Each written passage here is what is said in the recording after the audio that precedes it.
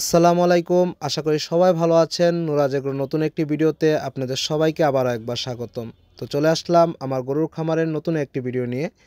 তো দেখতেই পাচ্ছেন যে আমরা আমাদের গরুর জন্য খড় কালেকশনের জন্য চলে এসেছি।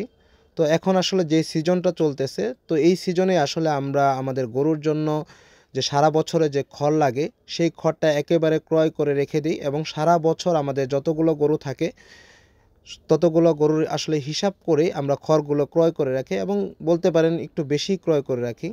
তো আলহামদুলিল্লাহ দেখতে পাচ্ছেন যে এই ধান ক্ষেতটা প্রায় 12 কাঠার উপরে রয়েছে, তো বিশাল বড় একটা ক্ষেত। তো এইখানে যেহেতু আমরা একসাথে অনেকগুলো খড় পেয়ে থাকি, সেজন্য আমরা ওনার সাথে দরদাম চলতেছে যে আলহামদুলিল্লাহ যদি দরদাম ফাইনাল হয়ে যায় তো ইনশাল্লাহ আমরা প্রত্যেকটা খড়ই আসলে নিয়ে নিব। তো ওনার কাছে প্রায় 5,000-এর উপরে খড় রয়েছে।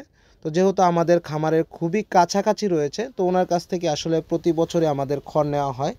তো আলহামদুলিল্লাহ আমাদের দামটা ফাইনাল হয়ে গেছে এবং খড়ের যে আসলে যে দেখতে পাচ্ছেন যে খড়ের যে কালার আর খড়টা একেবারে শুকনো করা হয়েছে, আলহামদুলিল্লাহ খুব ভালোভাবে শুকিয়েছে উনি। যেহেতু উনি আসলে আমাদের প্রতি বছরই খড় দেয়, উনি এই বিষয়টা জানে যে আমরা আসলে 1 বছরের জন্য খড় রাখি। তো ওনাকে আসলে নতুন করে বলার আর কিছুই নেই। আর অনেকে আসলে আমাদের ভিডিওতে কমেন্ট করেন যে ভাইয়া আপনারা কি ঘাস খাওয়ান না? তো তাদের উদ্দেশ্যে বলবো যে আসলে আমাদের ঘাসের জমি, উঁচু জমি নেই। তো ওরকম আশপাশ দিয়ে উঁচু জমি নেই। বেশিরভাগ জমি আসলে ধান চাষ করা হয়, সেজন্য আসলে আমরা ঘাস করতে পারি না এবং অল্প একটু জায়গা রয়েছে আমাদের, যেটাতে আসলে আমরা ঘাস করে রেখেছি। তো ওইটুক ঘাস দিয়ে আসলে সারা বছর হয় না।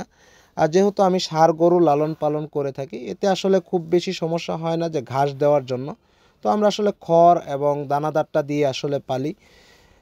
তো আসলে অনেকে বলবেন যে আসলে খড় দিয়ে পালাটা আসলে একটু কস্টিংটা বেড়ে যায়। তারপরে আসলে কিছু করার নেই, যেহেতু আমাদের আসলে খড়ের উপরেই আসলে নির্ভরশীল হতে হয়। তো খড়গুলো দেখতে পাচ্ছেন যে উনি আসলে খুব ভালোভাবে শুকিয়েছে, এতে আমি খুবই খুশি। তো আলহামদুলিল্লাহ আমরা আমাদের খড়গুলো 6 টাকা রেটে ক্রয় করেছি। তো আপনারা অবশ্যই কমেন্ট করে জানাবেন যে আপনাদের এখানে কীরকম দরদাম চলতেছে। তো ধন্যবাদ সবাইকে এতক্ষণ আমাদের পাশে থাকার জন্য। আসসালামু আলাইকুম।